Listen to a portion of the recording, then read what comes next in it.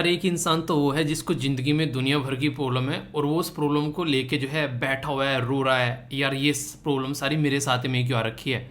आखिर भगवान को इस धरती पर मैं ही मिला हूँ क्या ये सारी प्रॉब्लम देने के लिए? और एक इंसान वो है कि यार जो भी मेरे पास में है, अब इससे मैं अपनी लाइफ को कैसे शानदार तरीके से एंजॉय कर सकता हूँ, उसके ऊपर फोकस दे रखा है। आप लोग ये बताओ कौन सा इंसान जो है वो ज़िंदगी में सही पोजीशन पर पहुँचेगा? तो इस तरीके से आप लोग समझ सकते हैं। जब भी आप लोगों ने स्टार्टिंग में जो ये वीडियो देखी, इसमें इस लड़की का एक पैर है और एक पैर से भी वो लड़की डांस कर रही है। तो एक साइड में तो ऐसा भी तो हो सकता था, उसको डांस करने की कोई जरूरत तो थी नहीं, बैठ सकती थी सामने जाकर कि हाँ जो भी प्रोग्राम जो भी दूसरे बच्चे परफॉर्म कर रहे हैं उनको आराम से देख सकती थी। पर लेकिन उसने अपने अंदर एक जज्बा लेकर आया कि यार जितना भी शरीर है मेरा, क्यों ना मैं इसी में खुश रहना सीखूँ। तो उसी को वो इंजॉय कर रही है। और देखो मैं उसके बारे में यहाँ पर आप लोगों से डिस्कस कर रहा हूँ, आप लोग भी देख रहे हैं और दुनिया में ये वीडियो बहुत सारे लोगों के द्वारा देखी गई और उसको अप्रिशिएट भी कर रहे हैं। तो ये होता है यार ज़िंदगी जीने का तरीका। तो आप लोगों को अगर शानदार तरीके से ज़िंदगी जीनी है तो ये चीज़ें आप लोगों को समझनी पड़ेगी। जब तक ये चीज़ें आप लोग नहीं समझेंगे तब तक आप लोग अपनी ज़िंदगी को कोसते रहेंगे और इरिटेट रहेंगे और ऐसा लगेगा यार पता नहीं मेरी ज़िंदगी कैसे चल रही है।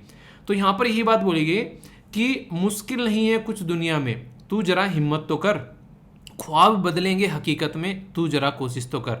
तो ये आप लोगों के अंदर का जो कंफर्ट जोन अगर आप लोग छोड़ दो और उससे बाहर निकल कर आओ तो सारी चीज़ आप लोग इस दुनिया में अचीव कर सकते हैं।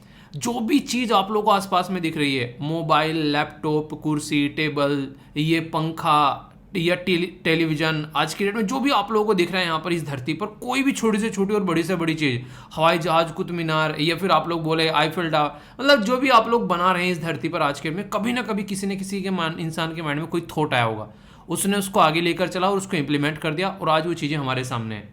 तो ये होता है एक थॉट को प्रकट करने के बाद में इस तरीके से चीज़ों में कन्वर्ट करना। ये कब आता है निकल कर? ये तब निकल कर आता है जब हम अपनी जो चीज़ें हैं उन्हीं को एंजॉय करना स्टार्ट कर देते हैं और लगता है कि यार इसी से क्या प्रोडक्टिव हम लोग बना सकते हैं। तो कभी भी आप लोगों के पास में जो रिसोर्सेज है ना उनको लेकर परेशान मत हो, यार हमको तो यार ये चीज़ें नहीं मिली, हमारे मम्मी पापा हमको ये नहीं दे पा रहे हैं। माँ बाप जो होते हैं ना वो आप लोगों को जो भी उनके पास में उसमें से बेस्ट निकाल कर देने की कोशिश करते हैं, ठीक है। तो जो भी आप लोगों को प्रोवाइड करा रखा है उसमें से सोचो कि आप लोग बेस्ट रिजल्ट कैसे निकाल कर ला सकते हैं, तभी आप लोग ज़िंदगी को जो है वो शानदार तरीके से एंजॉय कर पाओगे। तो ये तरीका है सोचने का। बाकी तो यार अगर वैसे रोना है तो रोते रहो, फिर कोई है ही नहीं पूछने वाला, बस आएंगी दुनिया और सुन के जाती रहेंगी। तो ये आप लोगों को डिसाइड करना पड़ेगा, ठीक है। ये एक कोटेशन भी है और ये आप लोगों से क्वेश्चन भी बन सकता है एग्जाम के अंदर में।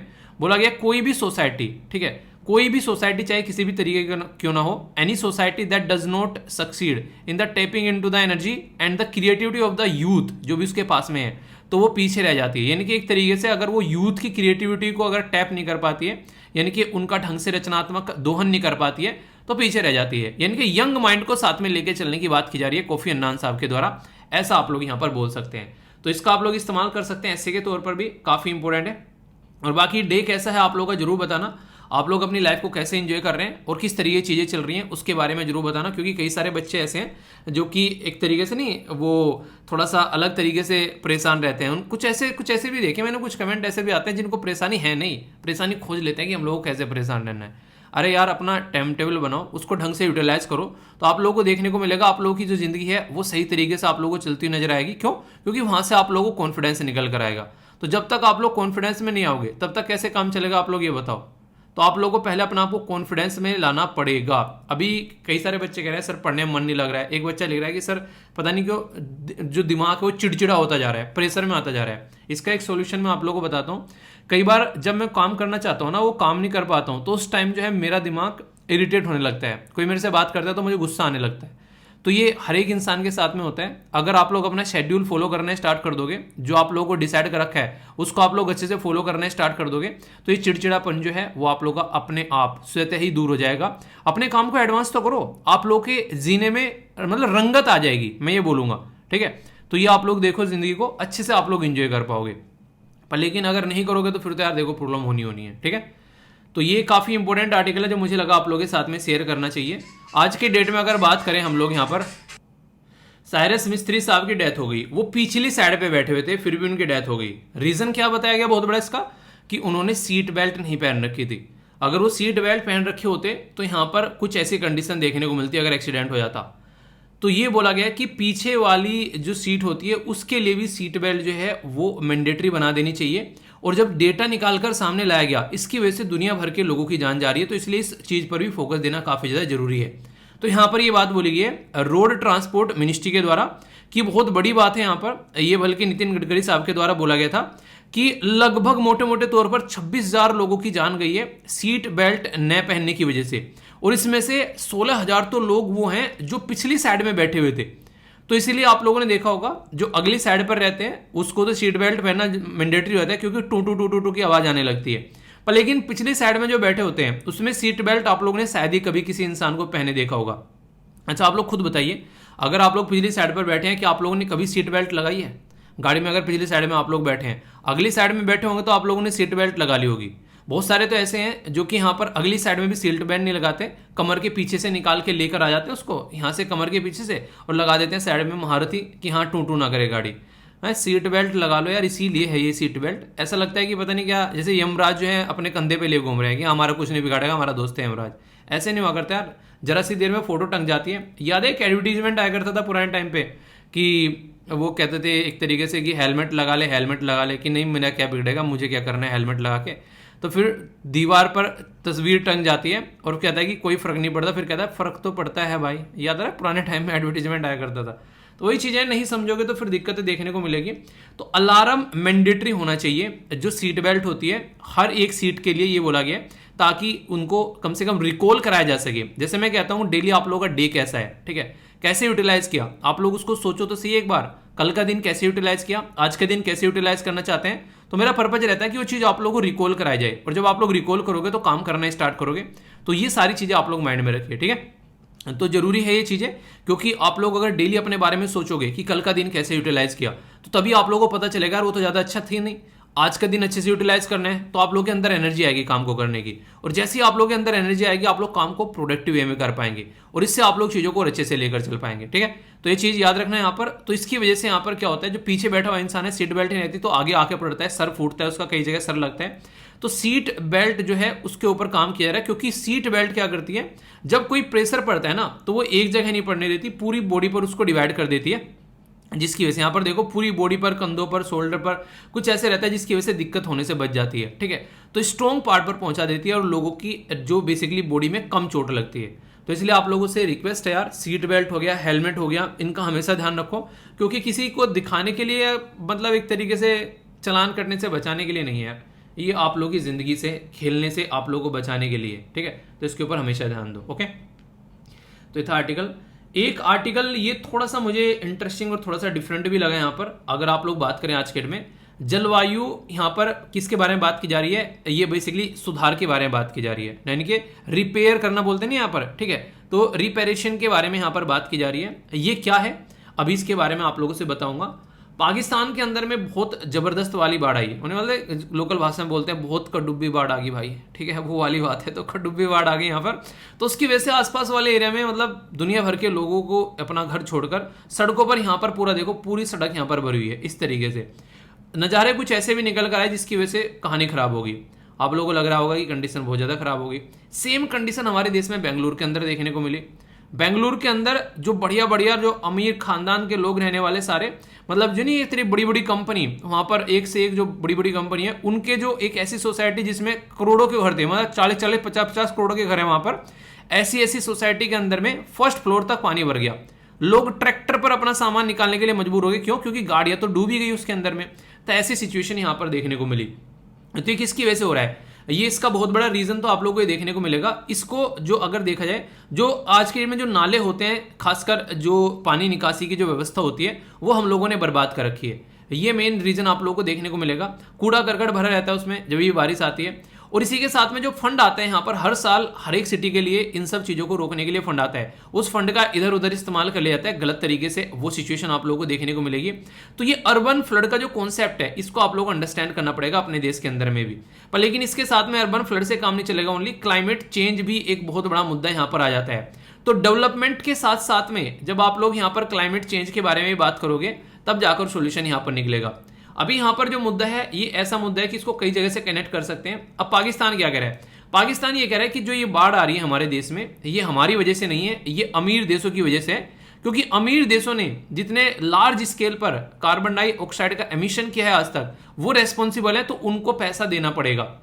ये बिल्कुल ऐसे ही है जैसे आप लोग बोले ना कि एक्ट ऑफ गॉड, कि भगवान की वजह से भूकंप आया और भूकंप की वजह से हो गया, तो पाकिस्तान इस तरीके से जा रहा है। हालांकि वो एक अलग कॉन्सेप्ट है, पर यहां पर आप लोग क्या लगता है कि पैसा देना चाहिए कि अमीर देशों को, गरीब देशों को, या नहीं? आप लोग खुद देखिए, आज की डेट में देखिए क्या चाल, देखो उन्होंने क्या खेली। 1857 से, मतलब 1850 से ये मानते हैं कि इंडस्ट्रियल एज स्टार्ट हो गई। पहले जो कपड़े थे हाथों से बनाया करते थे, वो मशीन से बनाना स्टार्ट कर दिया, हर एक चीजें मशीन से बनने लगी, तो एक इंडस्ट्रियल एरा स्टार्ट हो गया। उस इंडस्ट्रियल एज का सबसे ज्यादा फायदा इन लोगों ने उठाया अपनी जिंदगी को शानदार तरीके से डेवलप करने के लिए। और अब जब हमारे जैसे लोग आगे बढ़ने की कोशिश कर रहे हैं, तो ये कह रहे हैं कि कार्बन एमिशन हो रहा है। भाई साहब, तुमने तो पूरा मजा लूट लिया, जब हमारी बारी आई तो नहीं कहते कि वो मैं करूँ तो राम रास लीला, तू करे तो कैरेक्टर डीला, कुछ करके गाना नहीं था वैसा। तो वो वाली चीजें हो रही हैं यहाँ पर, ठीक है। तो इस तरीके से आप लोग समझ सकते हैं। तो क्लाइमेट चेंज जो है इनकी वजह से हो रहा है, क्योंकि इन्होंने बर्बादी कर रखी है। तो डेवलपिंग कंट्री को क्या करना चाहिए यहाँ पर, हिस्टोरिकल जो ब्लंडर उन्होंने किया है उसका इनको बेसिकली पैसा देना चाहिए, पे करना चाहिए इनको, जो भी कंट्री कोई प्रॉब्लम फेस कर रही है, क्योंकि इनको दोनों काम करने पड़ेंगे। रेमेडी तो इनको देनी पड़ेगी, सॉल्यूशन तो, इसी के साथ में कंपनसेशन भी देना पड़ेगा। तो ये बात यहां पर फिलहाल पाकिस्तान डिमांड कर रहा है कि हमारे देश में जो बाढ़ आई है वो हमारी वजह से नहीं है, इन अमीर देशों की वजह से है, तो इनको पैसा देना पड़ेगा। तो ये हक एक तरीके से, एक तो होता है मांगना कि भाई साहब मुझे पैसा दे दो, मुझे जरूरत है, क्या हक मांगना कि हमारा हक है, क्योंकि हमारी वजह से हो ही नहीं रहा है। तो आप लोगों की क्या राय इसमें, यस या फिर नो? अगर बात करें यहां पर कार्बन डाइऑक्साइड जो है जब निकल कर आती है तो टेम्परेचर बढ़ता है एनवायरमेंट के अंदर में। उस टेम्परेचर के बढ़ने की वजह से क्या होता है, यहां पर बर्फ पिघल कर आती है। वो बर्फ पिघल कर आती है तो उसकी वजह से ओशन का लेवल भी बढ़ रहा है। अगर आज की डेट में बात करूं अपने देश के बारे में, दुनिया में 3rd लार्जेस्ट एमिटर है हमारा देश, पर लेकिन फिर भी अगर हिस्टोरिकल एमिशन देखोगे ओनली 3% है। हम आज भी पेड़ की पूजा करते हैं, गांव में जाकर देखोगे तो आज भी चारपाई डालकर उसके पेड़ के नीचे सो जाते हैं, ठीक है। छतों पर सोना ज्यादा पसंद करते हैं लोग, गांव में आप लोगों ने देखा मच्छरदानी लगाकर छतों पर आराम से लेटते हैं। तो ये सिचुएशन है हमारे देश में। पर लेकिन यहाँ पर अगर बात करें, दुनिया के अमीर देश होंगे, उन्होंने कभी ये चीजें इंजॉय नहीं की होगी, हम तो इंजॉय करते हैं इन चीजों को। तो ऐसी कंडीशन आप लोग समझ सकते हैं। तो लगभग 15 साल अगर बात करें फिलहाल के टाइम पर, चाइना ने अभी इसने एमिशन करना स्टार्ट किया है, वरना 1850 से लेकर अब तक देखो 11% ओनली चाइना का एमिशन रहा, जबकि वर्ल्ड में सबसे बड़ी पॉपुलेशन इसकी है। इस तरीके से समझ सकते हैं। तो यहां पर वॉर्सो इंटरनेशनल जो मैकेनिज्म है उसके हिसाब से अगर बात करो तो उसके हिसाब से बोला जा रहा है कि लॉस और डैमेज ये देना पड़ेगा यहां पर अमीर कंट्री को, गरीब कंट्री को, ताकि वो सॉल्यूशन निकाल सके। तो सिचुएशन यहां पर निकल कर आ रही है।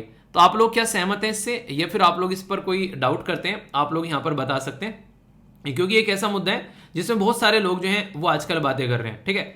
तो बेसिक इन्फॉर्मेशन है, आप लोग इसके बारे में बताइए, आप लोग इसके बारे में क्या सोचते हैं और किसको कैसे लेकर आप लोग चलते हैं। बाकी अगर आप एग्जाम को लेकर सीरियस तरीके से एग्जाम की आप लोग तैयारी करना चाहते हैं, तो एप्लीकेशन पर जाकर आप लोग यूपीएससी के कोर्स के साथ में कनेक्ट हो सकते हैं। इसी के साथ में सीडीएस का भी कोर्स आप लोगों को देखने को मिल जाएगा, और जल्दी ही कुछ नई चीज भी आप लोगों को यहाँ पर मिलने वाली है। जैसा मैंने कहा था, थोड़ा सा इंतजार करिए, इसके बाद में आप लोग कई सारी चीजें और देखने को मिलेगी। तो ये आप लोगों के लिए काफी ज्यादा फायदा पहुंचाएगी। अगर आप लोग सीरियस तरीके से 1-1.5 साल अपना ढंग से डेडिकेट कर देना चाहते हैं, तो आप लोगों के लिए काफी शानदार अपॉर्चुनिटी आप लोगों को यहाँ पर देखने को मिलेगी, ठीक है। जिसको आप लोग एंजॉय कर सकते हैं, और अच्छा लगता है तो आप लोग दूसरों को भी बताया कीजिए, क्योंकि अच्छी चीजें जितना आप लोग शेयर करोगे उतनी ही ज्यादा एक तरीके से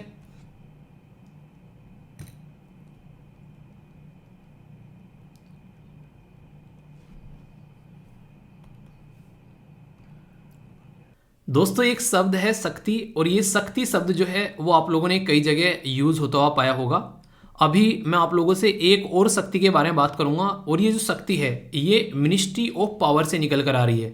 तो आप लोगों से यहाँ पर ये टॉपिक काफ़ी इंपॉर्टेंट टॉपिक है, इसके बारे में बात करूंगा, क्योंकि इसका डायरेक्ट रिलेशन आप लोगों को कोयले के साथ में भी देखने को मिलेगा। जो कोल होता है ना, कोयला, उसके साथ में देखने को मिलेगा।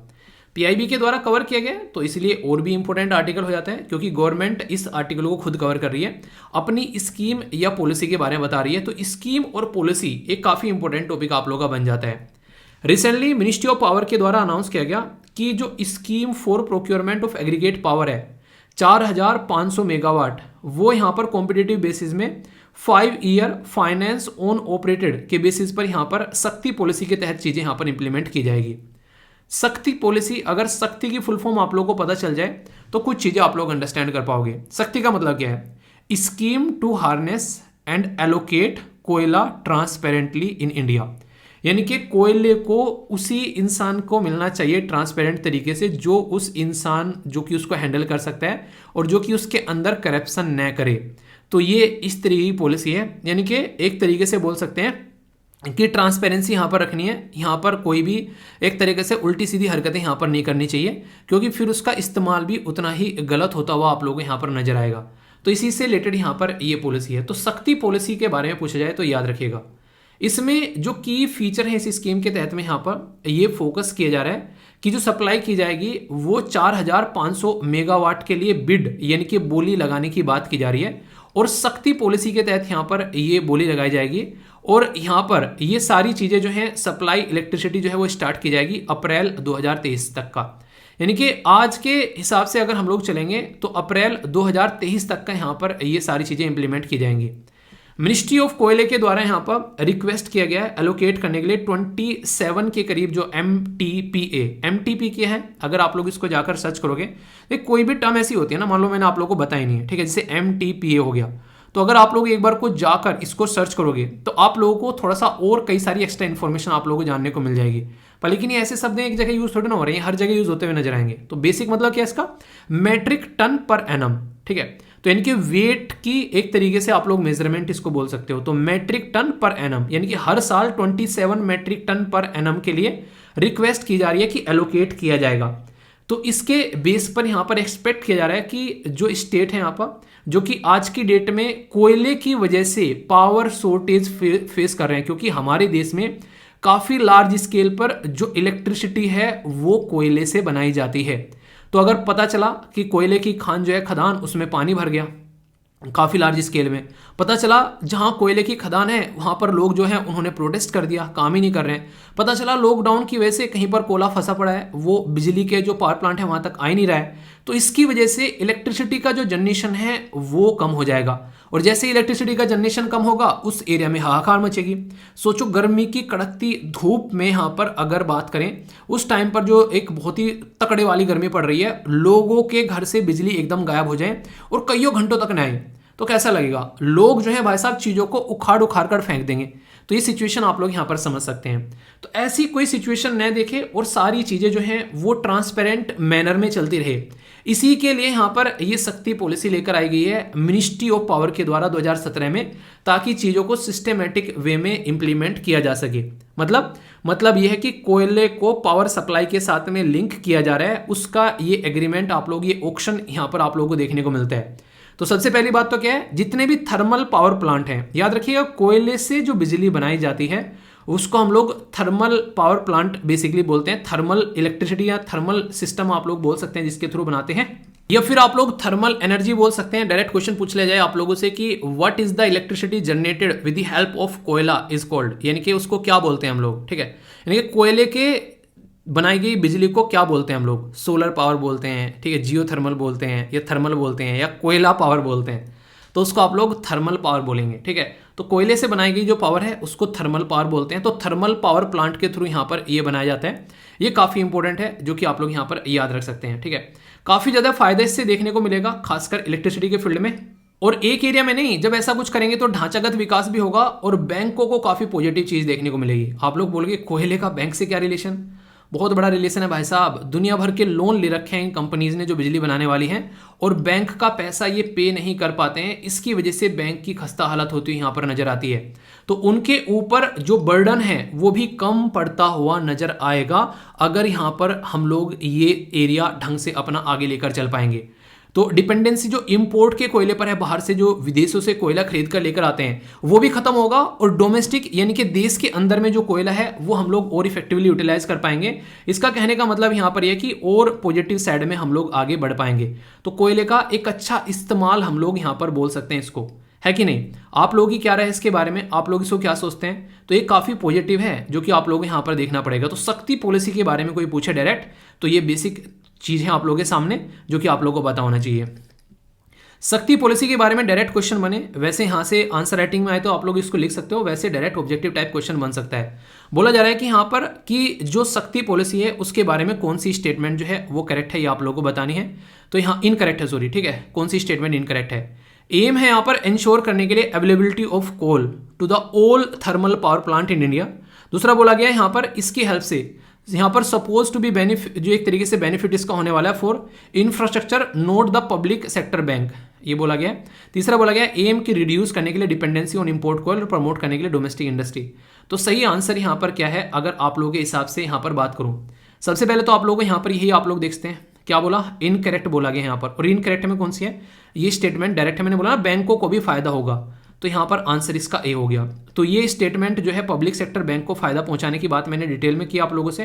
तो शक्ति पॉलिसी कब लॉन्च की गई, किसके द्वारा लॉन्च की गई, इसकी फुल फॉर्म क्या है, अगर ये पता होगा तो ये समझो कि आप लोगों का एक क्वेश्चन पक्का, और एक क्वेश्चन पक्का तो 2 नंबर पक्के।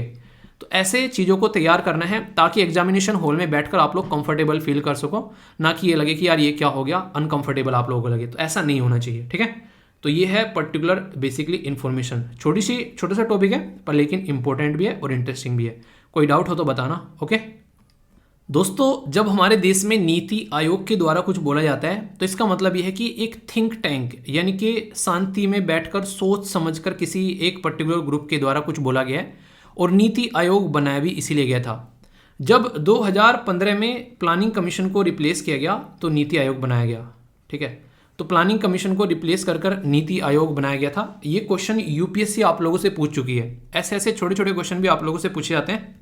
और इवन ये क्वेश्चन भी आप लोगों से पूछा गया कि नीति आयोग की फुल फॉर्म क्या है, समझ रहे हैं आप लोग यहाँ पर। तो ऐसी ऐसी चीज़ें भी आप लोगों से पूछी जाती हैं और ये यूपीएससी पूछ रही है इसको, ठीक है। तो इसको बोलते हैं national institute for transforming India. तो एक ऐसा इंस्टीट्यूट जो कि इंडिया को ट्रांसफॉर्म करने का काम करता है। तो ये एक तरीके का थिंक टैंक है जो कि सोच समझकर काम करेगा और कोऑपरेटिव फेडरलिज्म के ऊपर काम करता है, यानी कि संघवाद के ढांचे के ऊपर काम करता है, जिसमें सेंटर और स्टेट मिलकर एक दूसरे के साथ में यहाँ पर काम करेंगे। ये आप लोग यहाँ पर देख सकते हैं। तो कई सारी चीज़ों के रोड मैप बना रखे हैं हमारे देश में नीति आयोग के द्वारा। अमृत मिशन, डिजिटल अटल इनोवेशन, ये किस तरीके से मेडिकल एजुकेशन को लेकर चलना है, एग्रीकल्चर को कैसे लेकर चलना है, बहुत सारी ऐसे रिफॉर्म के बारे में ये बात करता है। ये पर्टिकुलर सिस्टम जो हमारे देश में लाया गया, इसका पर्पज ये था कि चीज़ों को सोच समझ कर आगे किया जा सके। उसी नीति आयोग ने क्या बोला अभी कि डीकार्बनाइजिंग ऑफ इंडस्ट्रियल एमिशन, यानी कि जो इंडस्ट्री के द्वारा जो एमिशन छोड़ा जा रहा है उसको डीकार्बन करना है, यानी कि उसमें से जो कार्बन डाइऑक्साइड जो निकल रही है उसको कंट्रोल करना है। आखिर नीति आयोग ने ऐसा क्यों सोचना स्टार्ट कर दिया? तो बहुत सारे रीजन है। कॉन्फ्रेंस ऑफ पार्टी 27, इससे पहले कॉन्फ्रेंस ऑफ पार्टी 26, अभी फिर आगे 28 आप लोगों को देखने को मिलेगी। इन सब चीज़ों का बेसिक मुद्दा यह है कि हम लोग सिचुएशन को इस तरीके से रखें ताकि हम लोग 2070 में कार्बन डाइऑक्साइड का जो एमिशन है उसको बोला है हम लोगों ने नेट जीरो कर देंगे। तो नेट जीरो का मतलब ये नहीं होता कि हम लोग यूज़ करना बंद कर देंगे चीज़ें। नेट जीरो का मतलब होता है कि जितनी चीज़ें, ये बिल्कुल ऐसी है साधारण सा उदाहरण, जितने पेड़ काटे उतने ही पेड़ लगा दो, ऐसा आप लोगों को यहाँ पर देखने को मिलेगा। तो इसी के लिए यहाँ पर CCUS, ये एक काफ़ी इंपॉर्टेंट जो आप लोग सिस्टम बोल सकते हैं, जिसको बोलते हैं carbon capture utilisation and storage. यानी कि जो कार्बन होता है, यानी कि कार्बन डाइऑक्साइड जो होती है उसको कैप्चर करो, जैसे कि यहाँ पर इसको कैप्चर करने की एक विधि दिखाई जा रही है, और उसको फिर आगे आप लोग यूटिलाइज कर सकते हो और उसको स्टोर भी कर सकते हो। तो कार्बन डाइऑक्साइड जो कि एक पोल्यूटेड एक मटेरियल है उसको आप लोग निकाल सकते हो इन्वायरमेंट से, और ये बहुत तरीकों से इन्वायरमेंट में जाता है। जैसे स्टील बन रही है, सीमेंट बन रहा है, ऑयल, गैस, पेट्रोकेमिकल, फर्टिलाइजर, ये सब यहाँ से सब जगह से कार्बन डाइऑक्साइड निकल कर आता है। तो हमारा बेसिक पर्पज ये है कि हम लोग 2050 तक का हमारा टारगेट रखा गया है कि कार्बन एमिशन को आधा करना है। तो ये यहाँ पर फोकस देते हुए जो कि यहाँ पर carbon capture utilisation and storage system है, नीति आयोग ने इसके थ्रू यहाँ पर चीज़ों को प्रिपेयर किया है। तो ये अपने ही आप में काफ़ी इंपॉर्टेंट चीज़ है जो कि आप लोग यहाँ पर समझ सकते हैं, ठीक है। तो ये एक ऐसी चीज़ है जो कि कम से कम एटलीस्ट माइंड में तो आप लोग जरूर क्लियर रखेगा, क्योंकि कल को कोई पूछने की मतलब क्या है, क्या क्या चीज़ें हैं, तो जब आप लोगों को पता होगा तो फिर आप लोग चीज़ों को समझ भी कर पाएंगे और चीज़ों को इंप्लीमेंट भी कर पाएंगे, ठीक है। तो कार्बन डाइऑक्साइड पर फोकस दिया जा रहा है अभी, पहले याद रखना 2050 तक का टारगेट है। तो इसके लिए सबसे पहले तो सोचने की जरूरत है, यानी कि हर एक लेवल पर हम लोग काम करेंगे तभी चीज़ें आगे होगी ना, अगर सोचेंगे नहीं तो कैसे काम चलेगा। तो इस रिपोर्ट में कई सारी चीज़ें यहाँ पर बताई गई है, यानी कि सबसे पहले तो आप लोगों को क्या करना है, जो CO2 है, ठीक है, आप लोग उसको कैसे कन्वर्ट कर रहे हैं उसको देखना है, कैसे स्टोर करेंगे, और मार्केट में क्या क्या अपॉर्चुनिटी है इसको लेकर, ठीक है, तो वो देखेंगे किस तरीके से कौन इस पे कंट्रीब्यूट कर रहा है। और इकोनॉमी के अंदर में ये जरूरी भी है, जब कोई भी काम नया स्टार्ट किया जाता है उसके अंदर लोगों को काफ़ी जॉब भी मिलती है, तो इसके चलते जो इकोनॉमी बढ़ेगी तो वहाँ पर भी आप लोगों को एम्प्लॉयमेंट जनरेशन भी होता हुआ नजर आएगा, ठीक है। तो ये आप लोग देख सकते हैं। और कार्बन जब कैप्चर किया जा रहा है यहाँ पर, तो इसकी वजह से बोला जा रहा है कि 8 से लेके 10 मिलियन फुल टाइम, ये इतने लार्ज स्केल पर आप लोगों को एम्प्लॉयमेंट बेसिकली आप लोगों को देखने को मिलेगा। देखो यार, आप लोग इसको समझने में, जब किसी चीज़ को समझते हो ना, अगर मान लो मैं आप लोगों से बोलूँ आप लोग कूड़ा मत फैलाया करो, ठीक है, आप लोग बोलोगे यार हमारे कूड़ा फैलाने से क्या होता है, दुनिया कूड़ा फैला रही है, ठीक है, हमने जरा सा कूड़ा फैला दिया तो उसमें क्या हो जाएगा। तो इसको सोचकर देखो, अगर हर एक इंसान जो जो कूड़ा फैला रहा है वो कूड़ा फैलाना अगर बंद कर दे तो कितना बड़ा ट्रांसफॉर्मेशन यहाँ पर आ सकता है, ठीक है। तो यहाँ पर इसी के ऊपर बात की जा रही है कि आज की डेट में हम लोग कैप्चर करने की बात करें 2050 तक 750 ये मीट्रिक टन पर एनम, यानी कि हर साल इतना हम लोग इसको कैप्चर करेंगे। और इसको कैप्चर करने का जो प्रोसीजर होगा, जो सिस्टम इस्टेब्लिश किया जाएगा, उससे बहुत सारे लोगों को जॉब मिलेगी यहाँ पर। तो कुछ भी काम हो, कूड़ा उठाने का काम हो, उसमें आप लोग देखो, ऐसे तो नहीं कि हवा में उड़ जाएगा, फूंक मारो कूड़ा उड़ जाएगा, उसके लिए जॉब देनी पड़ती है, उसके लिए लोगों को लगाना पड़ता है। म्युनिसिपल कॉर्पोरेशन आप लोगों को काम करती नजर आती है। तो ये इस तरीके से आप लोग अंडरस्टैंड कर सकते हैं। तो ब्रॉड लेवल पर पॉलिसी का आना काफ़ी ज़्यादा जरूरी है यहाँ पर, अगर ये काम हम लोग को करना है। नेशनली जो डिटरमाइन कंट्रीब्यूशन है हमारा, यानी कि नेशनल लेवल पर हम लोग कौन कौन सी चीज़ों को हम लोग सही करना चाहते हैं, उसके ऊपर हम लोग को फोकस देना पड़ेगा। और इसी के साथ में इंपॉर्टेंट है कि रिड्यूस करना पड़ेगा जो यहाँ पर हम लोग एक तरीके से इंपॉर्टेंस है कि रिड्यूस करो, जो एक तरीके से इंपॉर्टेंट क्या है कि reduction in the strategy to achieve the decarbonisation, तो उसके ऊपर आप लोग काम करना पड़ेगा, ठीक है। तो यानी कि एक तरीके से आप लोग बोल सकते हैं कैसे रिड्यूस करना है, उसके बारे में एक स्ट्रेटजी बनानी है। डिपेंडेंसी फॉसिल फ्यूल के ऊपर, कोयले के ऊपर, तेल के ऊपर, उसको कैसे खत्म करना है वो भी जरूरी है। देखिए सबसे बड़ी बात है, मैं आप लोगों को बोलूँ कि आप लोगों को 6 महीने में एग्जाम क्लियर करना है, तो आप लोगों को सबसे पहले सुनते ही सिलेबस उठा के लेकर आना है कि सिलेबस देखो यार हो पाएगा या नहीं हो पाएगा। सिलेबस आ गया, चलो क्वेश्चन पेपर देखे जाएं कि कैसे कैसे क्वेश्चन पेपर हैं, वो सामने आ गए, अपना लेवल देखा, प्रैक्टिस करके 3-4 क्वेश्चन पेपर, अच्छा अपना इतना लेवल है, इतना एफर्ट डालना पड़ेगा। अच्छा पॉलिटी तो अच्छी है, SLV से पढ़ रखी है हम लोगों ने, पर लेकिन क्या नहीं अच्छा है यार, ज्योग्राफी अच्छी नहीं है, तो उसके लिए कुछ करते हैं, ठीक है। करंट तो यार अच्छा है, उसमें तो मजा आता है, पर यार हिस्ट्री में इतना मजा नहीं आ रहा है, उसको क्या किया जाए। तो इस तरीके से आप लोग के माइंड जो है वो चर्निंग करना स्टार्ट कर देगा, आप लोग फिर उसके ऊपर काम करोगे और फिर सॉल्यूशन निकलता हुआ नजर आएगा। तो ऐसे आप लोग बोल सकते हैं, ठीक है। तो ये जो पर्टिकुलर सिस्टम है उसके लिए आप लोगों को स्ट्रेटजी बनानी पड़ेगी। Carbon capture, utilisation and storage, ये एक मेथड है जो कि या टेक्नोलॉजी बोल सकते हैं कि कार्बन डाइऑक्साइड को कैसे आप लोगों को, जो गैस है यहाँ पर हम लोग को एटमॉस्फेयर से इसको हटाना है, ठीक है।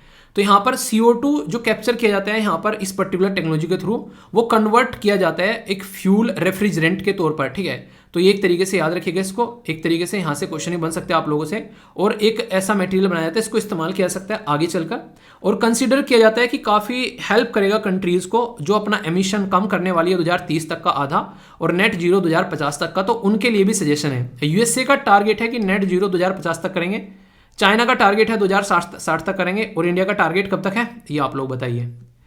चैलेंज एसोसिएटेड क्या है इसके साथ में, एक तो एक्सपेंसिव है, ये आसान तरीका नहीं है, ठीक है, आग का दरिया है और तैर के जाना है या फिर डूब के जाना है, ठीक है। इसी के साथ में लेस डिमांड है फॉर रिसाइकिल्ड CO2 के लिए, तो ये लेसर एक तरीके से ये भी देखने को मिलेगा। तो ये कई सारी, हर कोई भी काम करोगे ना उसमें 100% आप लोग बोल दो कि सब कुछ ऐसे काम हो जाएगा, तो देखो वो तो नहीं होने वाला है। कुछ कुछ चीज़ें आप लोगों को करनी पड़ेगी और आराम आराम से काम लेकर चलना पड़ेगा, तो तब जाकर सिचुएशन जो है वो आप लोगों के हाथ में आएगी, यानी कि सिस्टमेटिक वे में आप लोगों को काम करना पड़ेगा। पर लेकिन अगर आप लोग करना सीख गए तो फिर मजे भी इतने आएंगे।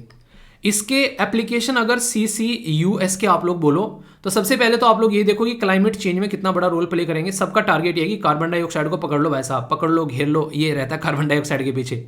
इंडस्ट्रियल यूज के लिए जो भी चीज़ें रहेंगी उसको हम लोग सही तरीके से लेकर चल पाएंगे। एग्रीकल्चर के बारे में बात करें तो वहाँ पर भी आप लोग देखते हैं सही से हम लोग चीज़ों को यूटिलाइज कर पाएंगे, क्योंकि वहाँ पर भी इम्पैक्ट पड़ता है काफ़ी लार्ज स्केल पर कार्बन डाइऑक्साइड का, ये आप लोग याद रखिएगा। और काफ़ी लार्ज स्केल पर मेथेन या फिर कार्बन डाइऑक्साइड से खेतों में पुआल जला दिया, वो सब चीज़ों से भी आप लोगों को चीज़ें देखने को मिलती है।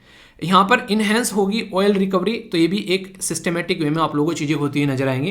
यानी कि एक तरीके से आप लोग बोल सकते हैं कि आप लोग अगर इसको लेकर चलोगे तो डिपेंडेंसी भी कई सारे देशों के ऊपर हमारी जो है वो आप लोगों को कम होती है यहाँ पर नजर आएगी। यानी कि आप लोग सारी चीज़ें ना, जैसे कि ऑलरेडी कई सारी हम लोग क्या कर रहे हैं आज के दिन में प्लान बना रहे हैं। तो ऑयल और नेचुरल गैस के बारे में अगर बात करेंगे, या इंडियन ऑयल कॉर्पोरेशन है, तो वहां से आप लोग देखते हैं हम लोग CO2 का अगर लेकर आएंगे ढंग से, तो हम लोग फिर ढंग से चीज़ों को यूटिलाइज कर पाएंगे। ठीक है, तो ये कहने का मतलब यहाँ पर ये है कि आज की डेट में जितने भी हम लोग ऐसे प्रोडक्ट यूज़ करते हैं वो कहीं ना कहीं नेगेटिव इंपैक्ट डालते हुए आप लोगों को नजर आते हैं। तो सब जगह फायदा होगा अगर हम लोग चीज़ों को ढंग से लेकर चलेंगे। तो आप लोग ही क्या रहा है इसके बारे में। तो ये जो पर्टिकुलर पॉलिसी है नीति आयोग की, तो इसके बारे में आप लोग कुछ कुछ ये बेसिक बातें आप लोग याद रखिएगा। कल को क्वेश्चन बन जाए तो ये मत लगे कि यार कहाँ से आ गया क्वेश्चन, ये क्या है ये पर्टिकुलर ये सिस्टम डिकार्बनाइज करना, ये CCUS क्या है, ये तो यार कुछ नया आ गया, शॉर्ट फॉर्म लिख दी इसकी, यार ये क्या हो गया। तो हड़बड़ाना नहीं है, ऐसे आप लोगों को इतना तैयार मैं कर दूंगा कि आप लोग कंफर्टेबल फील करोगे एग्जामिनेशन हॉल में। ठीक है, फीडबैक जरूर देना कि क्या डाउट है, कैसे रहा, उसके बारे में पूछ सकते हो। ओके दोस्तों, कल एक चीज़ काफ़ी अच्छी लगी मुझे, कई सारे बच्चों ने मेल किया कि सर आंसर जो है वो जल्दी पोस्ट मत किया करो, पहले एक बार हमको लिखने के लिए ट्राई कर लेने दिया करो। एक्चुअली कल क्या था, जैसे कि जो वहाँ पे आंसर पोस्ट करते हैं जो सर, उनको कहीं बाहर जाना था, तो उन्होंने क्वेश्चन के साथ में ही 15-20 मिनट के गैप पे आप लोगों को डेमो आंसर प्रोवाइड करा दिया, जो कि मॉडल आंसर होता है। ठीक है, तो यहाँ पर तुरंत जो है कई सारे बच्चों के मेल मुझे देखने को मिले कि सर थोड़ा सा वेट कर लिया कीजिए, उसके बाद में मॉडल आंसर दिया कीजिए। तो फिर मैंने सर से बात की है, तो अब के बाद में जो मॉडल आंसर आप लोगों को प्रोवाइड कराया जाएगा वो 12 बजे के बाद ही प्रोवाइड कराया जाएगा। ठीक है, ताकि आप लोगों के पास में सफिशिएंट टाइम रहे, जो आप लोग लिख सको अपना आंसर और अपना आंसर लिखकर पोस्ट कर सको। उसके बाद में ही आप लोगों को उसका मॉडल आंसर देखने को मिलेगा। ये बिल्कुल ऐसे होगा जैसे आप लोग आपने MCQ प्रैक्टिस करते हो, प्रैक्टिस करने के बाद में जो सही है वो सही है, जो गलत है वो गलत है, आप लोगों को पता चल गया।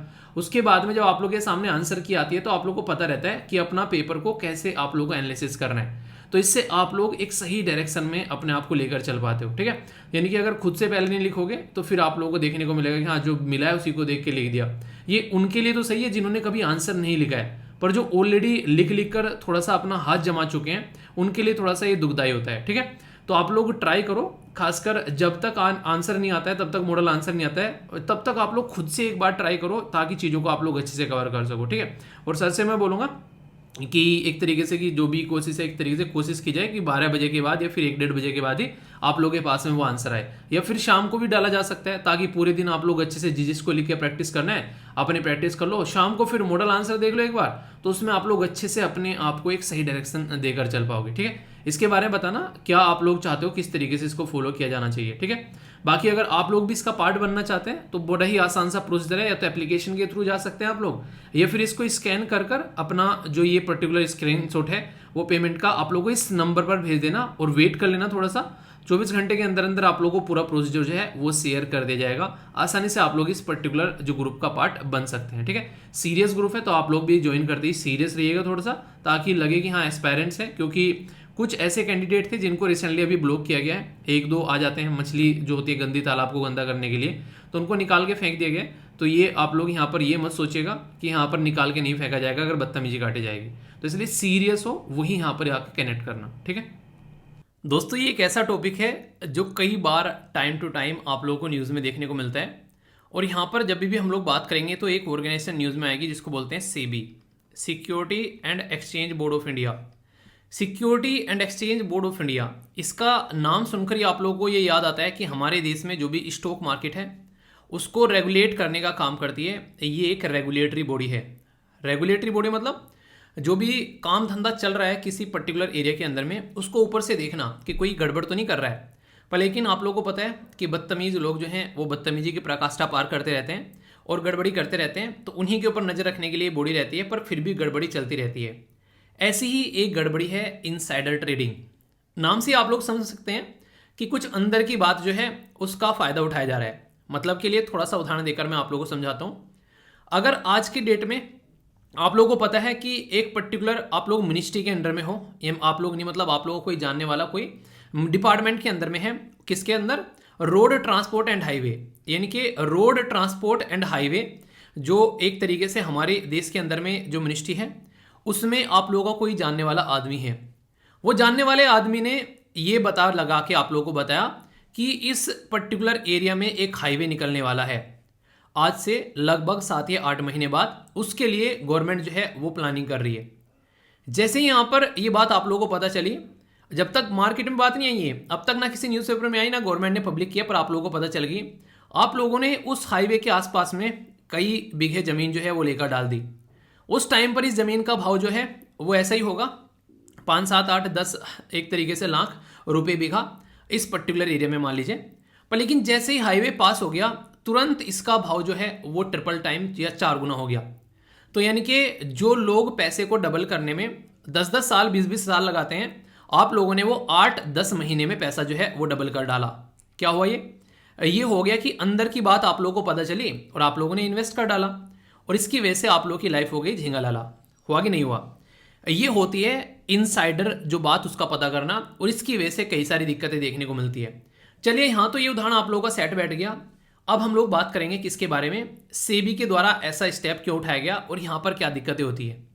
अगर यहाँ पर बात करें सेबी के बारे में तो उसने रिसेंटली अभी कुछ चीज़ों में चेंज किया है, यानी कि अमेंडमेंट किया है ताकि जो भी बाई या फिर सेल किए जा रहे हैं mutual fund unit insider trading rule के तहत में उसको टैकल किया जाएगा। मतलब सेबी ने कैटेगराइज किया है कि जो फ्रंट रनर होते हैं, ऐसा कहिए जो आगे दौड़ने वाले, एक कैटेगराइज किया गया कि फ्रंट रनिंग ये एक फॉर्म ऑफ मार्केट मैनिपुलेशन होता है जिसमें इनसाइडर ट्रेडिंग के तहत जो जिनके पास में फंड वगैरह होता है तो एक तरीके से वो काफ़ी फायदा उठाते हैं। तो एक तरीके से इनसाइडर ट्रेडिंग और पिनलाइज किया जाएगा इस तरीके के जो फंड हाउसेज हैं जो कि ऐसी एक्टिविटी करते हुए नजर आते हैं। क्या करते हैं ये फ्रंट रनर, अगर आखिर क्यों इनको पनिश करने के बेसिकली मूड में आ गई है सेबी, ये क्या करते हैं जैसे इनको पता चलता है कि यहाँ पर सड़क बनने वाली है तो एडवांस में बहुत सारे शेयर ये परचेज करके बैठ जाते हैं। जैसे कि यहाँ पर ज़मीन परचेज कर ली, ऐसे ही अगर कोई मार्केट में कोई भी ऐसा पब्लिकली आने वाला है तो ये क्या करेंगे, ये दुनिया भर का पैसा लगा डालेंगे। ये कौन होते हैं? डीलर होते हैं, ट्रेडर होते हैं या फिर फंड मैनेजर होते हैं जिनके पास में अच्छा खासा फंड आप लोगों को देखने को मिलेगा।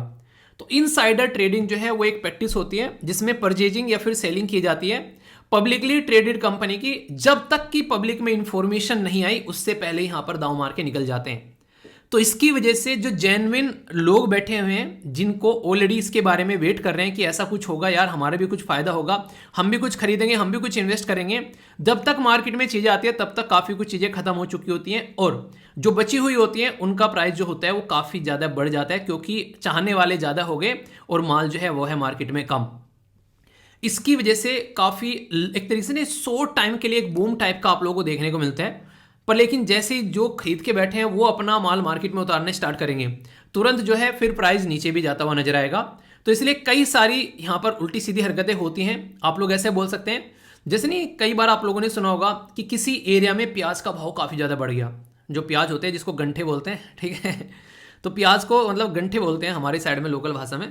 तो जो प्याज होती है, जो गंठे होते हैं, इनको कई बार आप लोगों ने देखा होगा कि मार्केट में प्राइस बड़ा बढ़ता है। टमाटर देख लो यार, इसमें क्या होता है, इसकी दिक्कत किसकी वजह से होती है, उसको गोदाम में भर के रख दिया और मार्केट में उतार ही नहीं रहे। जब मार्केट में कमी हो गई तब उसका प्राइस बढ़ना स्टार्ट हो गया, तब थोड़ा थोड़ा निकालना स्टार्ट किया। ऑयल बेचने वाली कंपनी भी तो सेम करती हैं।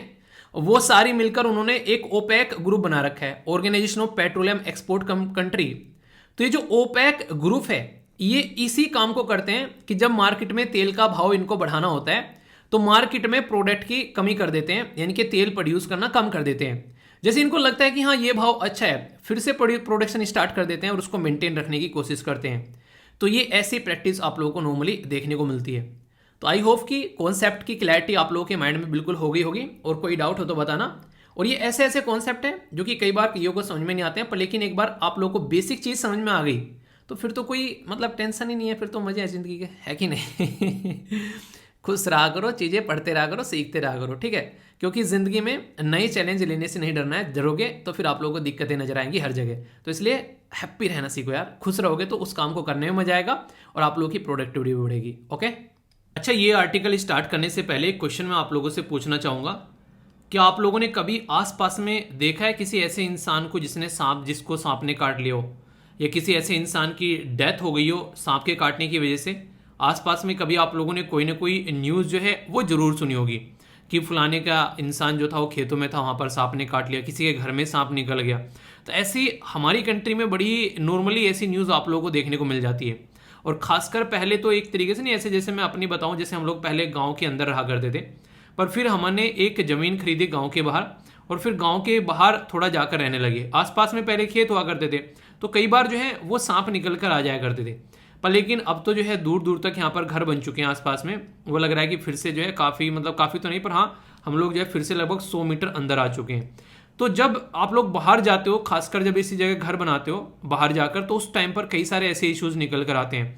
खेतों में अगर मैं आप लोगों को बात करूँ, ट्यूबवेल है, तो जैसे पापा जी कई बार जाते हैं खेतों में पानी वानी चलाने के लिए, तो आज की डेट में जैसे हमारा जो खेत में जो एक नहीं एक रूम टाइप का बना है, जिसे कोठड़ा बोल देते हैं नॉर्मली, तो उसके अंदर कई बार सांप निकल जाते हैं आज की डेट में भी। अभी कुछ दिनों पहले ही पापा से बात हो रही थी, तो उनके द्वारा बोला गया कि अभी यहाँ पे ऐसा कुछ हो जाता है। ठीक है, हालांकि वो कभी मारते नहीं है उसको, मतलब कुछ इस तरीके से बाहर निकाल देते हैं, ताकि ये ऐसी चीज़ें, यार देखो सबकी अपनी अपनी चीज़ें होती हैं देखने में, श्रद्धा की कैसे करना है, क्योंकि इतने सारे निकलते हैं किस किस को मारे, तो छोड़ देते हैं ऐसे ही जंगल में। ठीक है, तो अभी अगर बात करूँ मैं आप लोगों के लिए जो इंपॉर्टेंट पॉइंट बताने वाला हूँ, वो सुनकर आप लोग थोड़ा सा हैरान हो जाएंगे।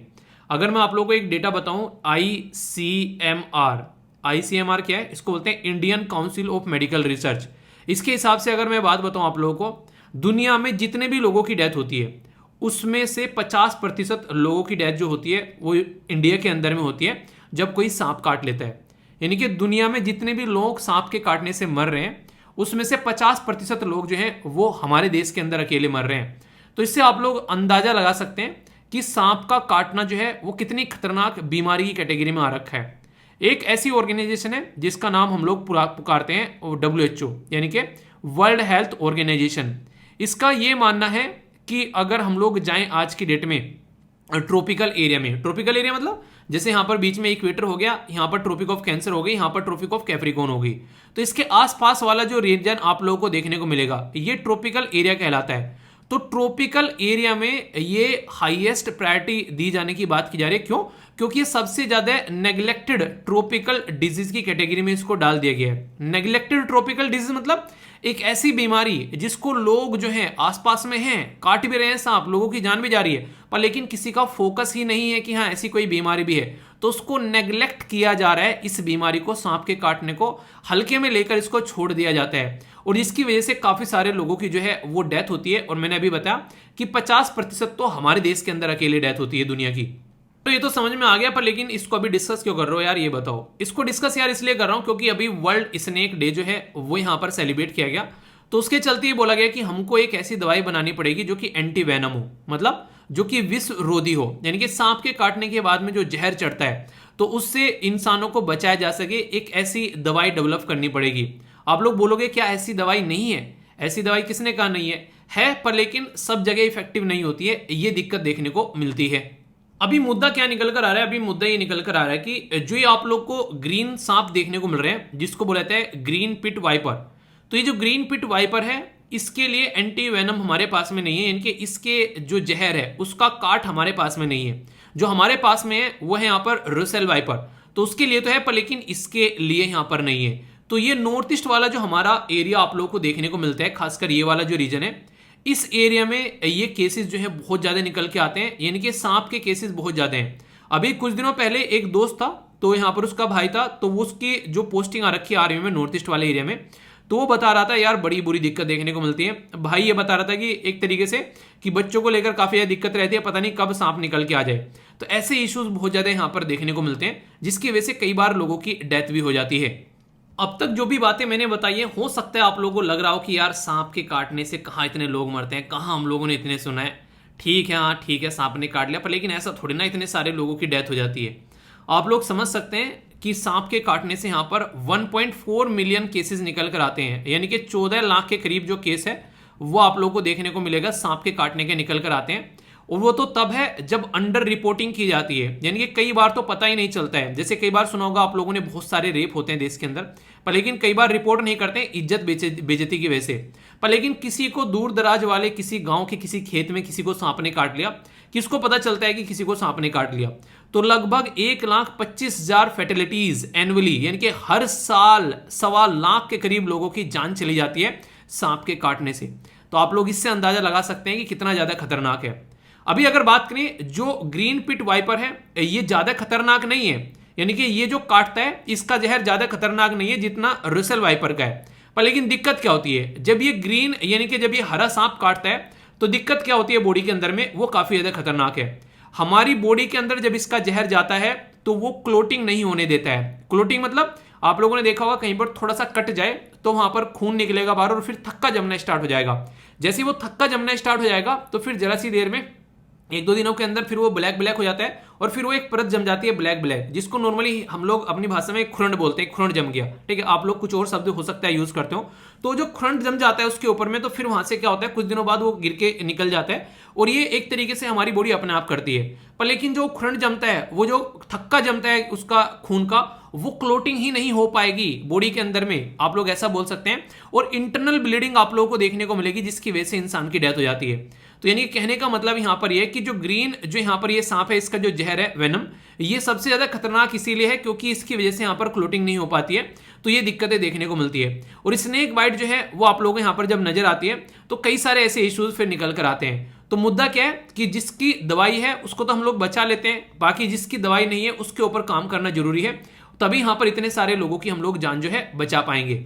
अब ये जो डेटा मैं आप लोगों के सामने सुना रहा हूं, आप लोग सुनकर हैरान हो जाओगे। जैसे कि यहां पर देखिए, मैंने बताया अभी ऑल ओवर वर्ल्ड में लगभग 14 लाख के करीब केस आते हैं सांप के काटने के, जिसमें से 1,25,000 के लोगों की जान चली जाती है दुनिया में। इसमें से 40,000 लोग जो हैं वो अकेले इंडिया के अंदर जाते हैं। आप लोग इससे अंदाजा लगा सकते हैं कि अगर बात करें हमारे देश के अंदर में कितनी बड़ी प्रॉब्लम है। अगर इसको आप लोग देखोगे, जिसमें सबसे ज्यादा डेथ होती है यहां पर सांप के काटने से, तो आप लोग यहां पर देख सकते हैं जैसे कि कई सारे राज्य आप लोगों के सामने, उत्तर प्रदेश हो गया, यहां पर कितने लोगों को काटा, कितनों की डेथ होगी, ये यहां पर बताने की कोशिश की जा रही है। ठीक है, ये अब जो डेटा है पुराना है, पर लेकिन आप लोग इससे अंदाजा लगा सकते हैं। राजस्थान, मध्य प्रदेश, गुजरात, महाराष्ट्र, कर्नाटका, तमिलनाडु, ये इसी के साथ में छत्तीसगढ़, उड़ीसा, झारखंड, वेस्ट बंगाल, तो यहां पर ये इनका डेटा दे रखा है नॉर्मल। बाकी नॉर्थ ईस्ट का तो डेटा ही नहीं है, वहां पर कई बार काउंट नहीं होता है, इतना ज्यादा आप लोगों को देखने को मिलेगा, इसलिए बोला कि अंडर काउंट है, कई बार काउंट नहीं होता है। तो ये कुछ टाइम का ड्यूरेशन का आप लोगों को बताया गया, जिसकी वजह से जो फार्मर और जो लेबरर हैं उनको तो काफी ज्यादा दिक्कत इसकी वजह से देखने को मिलती है। कई बार यूपीएससी आप लोगों के जब मजा लेने पर आती है तो ऐसे क्वेश्चन आप लोगों से पूछ लिया करती है। जैसे कि यहाँ पर क्वेश्चन पूछा गया बड़ा इंटरेस्टिंग सा, बोला गया यहाँ पर कुछ स्पीसीज के बारे में, बोला गया कि जो टर्टल यानी कि जो कछुआ होता है उसकी कई सारी जाति ऐसी हैं जो कि हर्बीवर्स, यानी कि जो ऐसी हैं जो कि एक तरीके से आप लोग बोल सकते हैं जो शाकाहारी। ठीक है, ऐसे ही यहाँ पर मछली की जातियों को बोला गया है, ये भी इस तरीके से बोला गया है कि शाकाहारी हैं। ऐसे ही यहाँ पर कई सारे मैरीन जो मैमल्स हैं, ठीक है, तो यानी कि कई सारे जो समुद्र में स्तनधारी जो जीव हैं वो भी आप लोगों को शाकाहारी आप लोगों को देखने को मिलेंगे।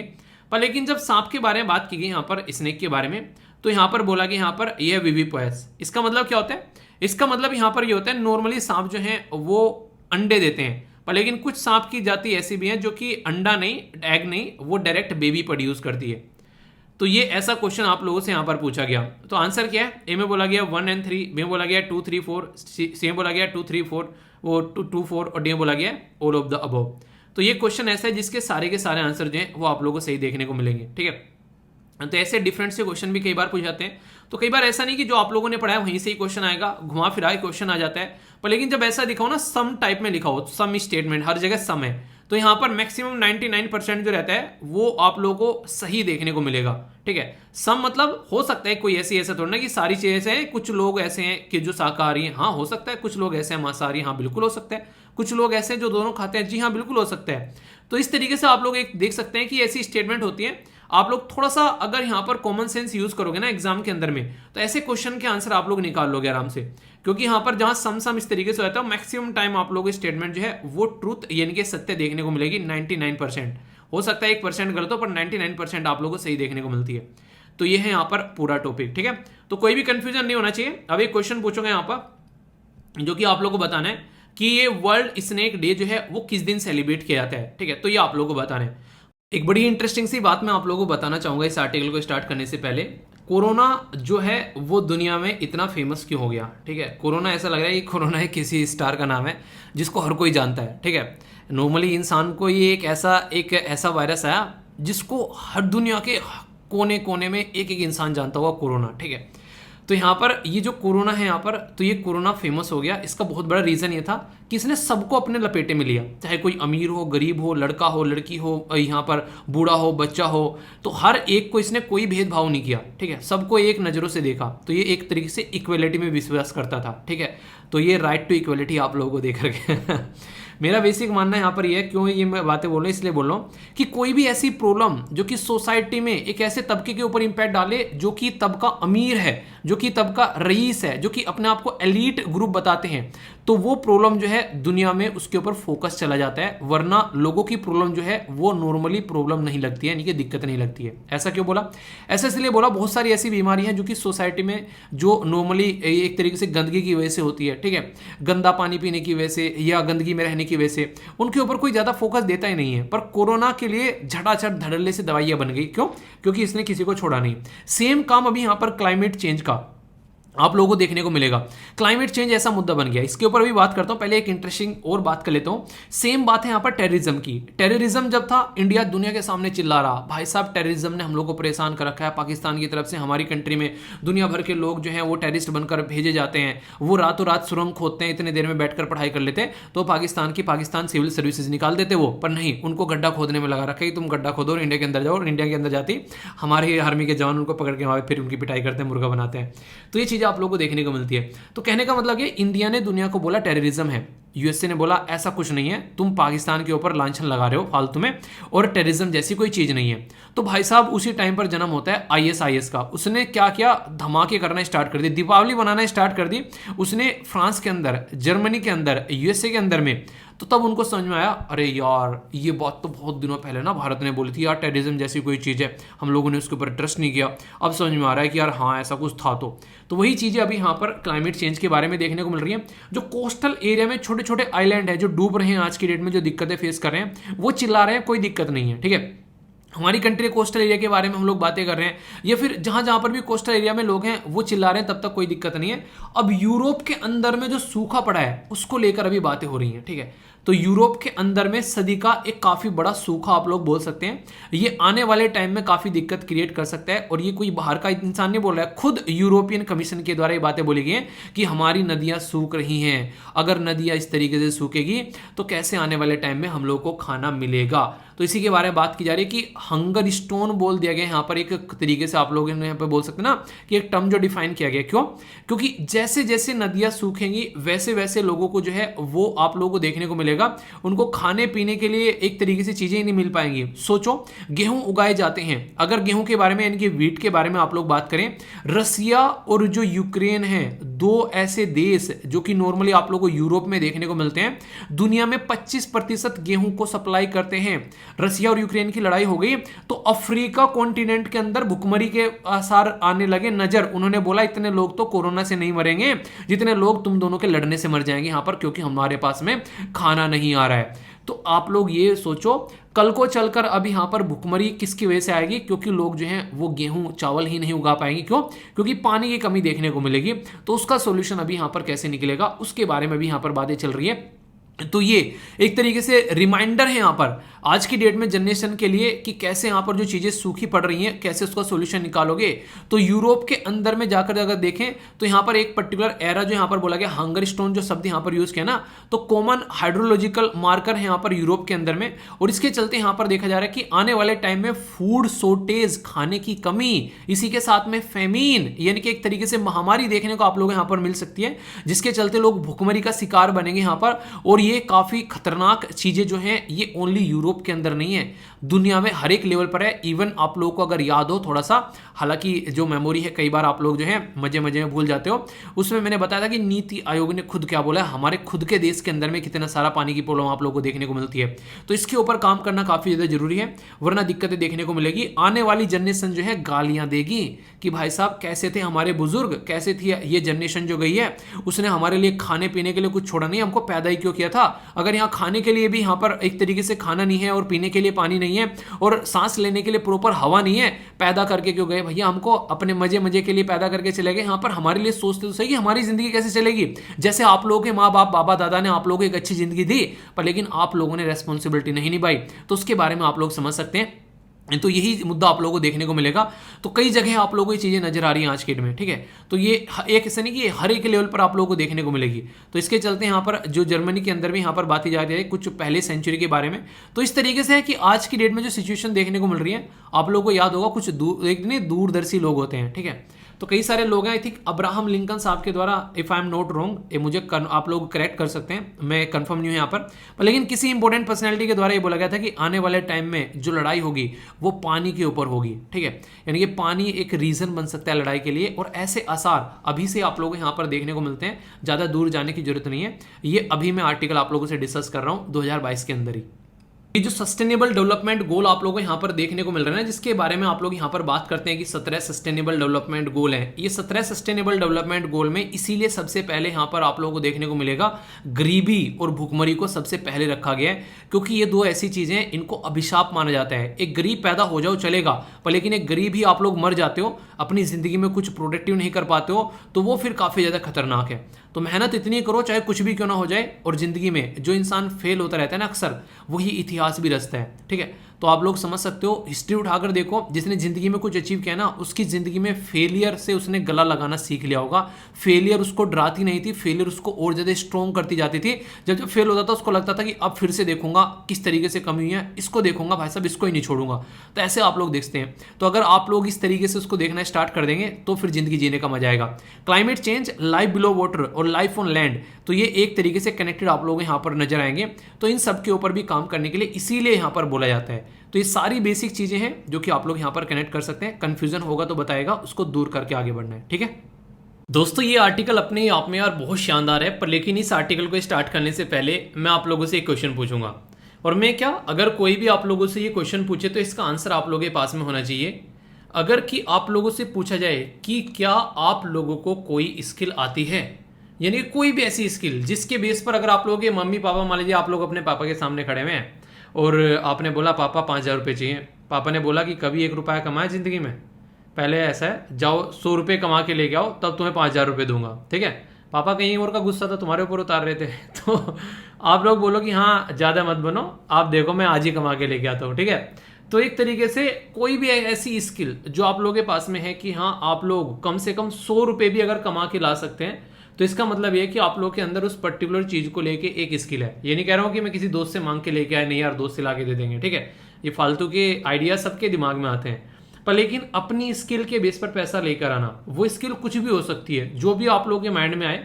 किसी एक स्किलफुल पर्सन की जो स्किल आप लोग सोच सकते हैं, चाहे कोई बढ़ई है, चाहे कोई कुमार है, चाहे कोई टीचर है, चाहे कोई लॉयर है, चाहे कोई एक तरीके से सड़क पर न्यूज़पेपर बेचने वाला, चाय बनाने वाला, एक तरीके से कोई भी जो भी आप लोगों के माइंड में आए, बस आप लोगों को पैसे कमा के लेके आना है। तो ऐसी कौन सी स्किल होगी जो कि आप लोग अपने अंदर बोलोगे कि हाँ ये स्किल है, इसके बेस पर मैं जो है पैसे कमा के ला सकता हूँ या फिर ला सकती हूँ, ठीक है। मैंने आप लोगों से क्यों बात की यहाँ पर यार ये स्किल जो है ना, कहने के लिए तो बड़ा छोटा सा शब्द है यहाँ पर, ये स्किल की स्किल डेवलपमेंट कर लो, पर लेकिन इस स्किल डेवलपमेंट ने जो है कई सारी कंट्री बिगाड़ दी और कई सारी कंट्री बना भी दी है। आज की डेट में अगर मैं आप लोगों से बात करूं, जैसे साउथ कोरिया का उदाहरण लो, आप लोग जापान का उदाहरण लो, यहाँ पर यूएसए के अंदर अगर आप लोग जाओ, बहुत सारी कंट्री ऐसी हैं जिनके द्वारा अपनी स्किल डेवलपमेंट के ऊपर काम किया गया। यानी कि अगर इंसान एक ऐसा इंसान है जिसको आप लोगों ने अक्सर कहावत सुनी होगी कि इंसान को मछली पकड़ पकड़ कर मत दो, उसको मछली पकड़ना सिखा दो, तो ये अपने आप मछली पकड़ेगा और अपनी रोजी रोटी चलाएगा। वो वाली बात यहाँ पर इंप्लीमेंट होती है। तो अगर आज की डेट में किसी एक ऐसी और हम लोग काम कर रहे हैं जिससे किसी इंसान की कोई ना कोई स्किल डेवलप हो जाती है, तो अपना तो पेट पालता ही पालता है, अपने पूरे परिवार का भी पेट पालता हुआ आप लोगों को यहाँ पर नजर आएगा।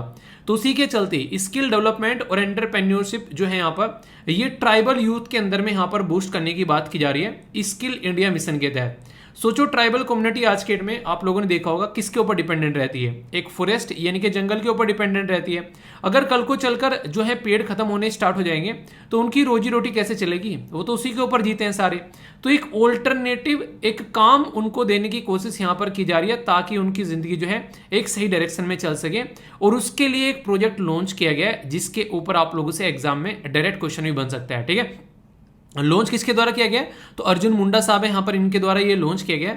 इसी के साथ में ग्रामीण उद्यमी प्रोजेक्ट का नाम यहाँ पर रखा गया, ठीक है।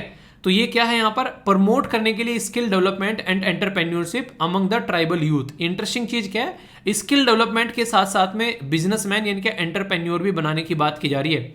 तो इसका मतलब ये होगा कि एक इंसान को एक तरीके से जॉब सीकर नहीं, जॉब गिवर भी बनाया जा रहा है। यानी कि ऐसा नहीं कि वो स्किल डेवलपमेंट करेगा बस ओनली, वो अगर एक तरीके से अपना कोई बिजनेस भी सेट कर लेता है तो वो दूसरों को जॉब भी देगा।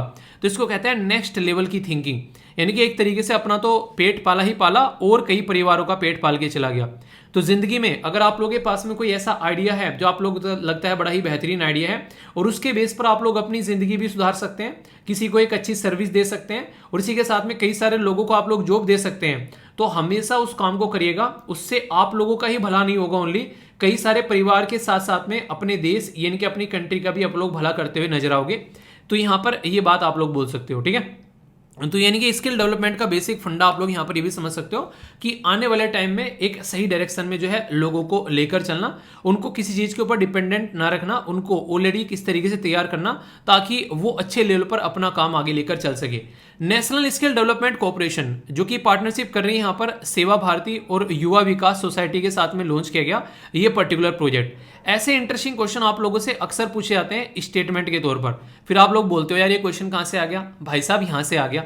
थोड़ा सा भी ध्यान से सुनोगे तो क्वेश्चन नहीं छूटने दूंगा एग्जाम में। बस आप लोगों को थोड़ा सा काम करना है, अपना टकटकी लगाकर लेक्चर को देखिए ताकि कोई भी डाउट आप लोगों के माइंड में न रहे। और इससे फायदा क्या होगा, आप लोगों के अंदर कॉन्फिडेंस भी आएगा। वो कैसे, वो ऐसे कि जब आप लोग बोनवीटा पीते हो ना कॉन्फिडेंस आ जाता है। तो ये आर्टिकल है बोनवीटा और आर्टिकल के एंड में जो क्वेश्चन आएंगे वो आप लोग कॉन्फिडेंस देंगे फिर और ज्यादा, ठीक है, क्योंकि उनका आंसर आप लोग दे पाओगे।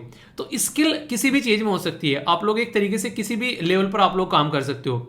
कोई ट्रेनिंग हो गया, ठीक है, एक्सपीरियंस एक तरीके से प्रोवाइड कराना इंसान को, उसकी एबिलिटी डेवलप करना, उसकी ग्रोथ डेवलप करना, एडवांस लेवल पर लेकर जाना, नॉलेज लर्निंग। इसी के साथ में जो आप लोग बोलते हैं कि सबसे इंपॉर्टेंट चीज क्या होती है, किसी भी चीज में लर्निंग बहुत इंपॉर्टेंट होती है, ठीक है, ये याद रखिएगा। अगर आप लोग कहीं पर भी किसी फेज में जाएंगे तो लर्निंग आप लोगों को हमेशा रखनी पड़ेगी। एक कहावत बोली जाती है, पुराने टाइम पे दादाजी बोला करते थे कि रुका हो तो पानी भी सड़ जाता है। आप लोगों को हमेशा अपनी स्किल में डेवलपमेंट करते हुए रहना पड़ेगा और आगे बढ़ना पड़ेगा। इसी के साथ में दो शब्द जो है आप लोग इनको भी याद रखते हैं, एक को बोलते हैं कंपटीशन और एक को बोलते हैं कॉम्पिटेंसी, ठीक है। तो यहाँ पर आप लोग कॉम्पिटेंस या फिर कंपटीशन यानी कि प्रतिस्पर्धा या फिर योग्यता, तो ये भी यहाँ पर दोनों बढ़ती है। आप लोग एक तरीके से बोल सकते हैं यहाँ पर कि अगर बिजनेस आप लोग करोगे तो सामने कोई ना कोई आप लोग के खड़ा मिलेगा, ठीक है, वो भी होगा अपना बिजनेस करता हो आप लोगों को नजर आएगा। अब जिसका प्रोडक्ट बेहतरीन होगा मार्केट में उसका ही प्रोडक्ट जो है वो खरीदा जाएगा। तो इस तरीके से आप लोग चीजों को अंडरस्टैंड कर सकते हैं। तो आप लोगों को अगर स्किल डेवलपमेंट करनी है तो इस तरीके से डेवलप करनी है ताकि अपना तो फायदा हो।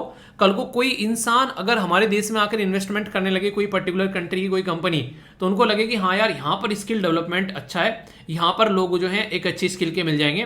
किसी को पढ़ाई चाहिए, किसी को एक इलेक्ट्रीशियन चाहिए, ठीक है, किसी को कोई मैकेनिक्स चाहिए, तो यार इस देश में आराम से मिल जाएंगे। यहाँ पर चलकर अपना बिजनेस जो है वो तैयार करते हैं।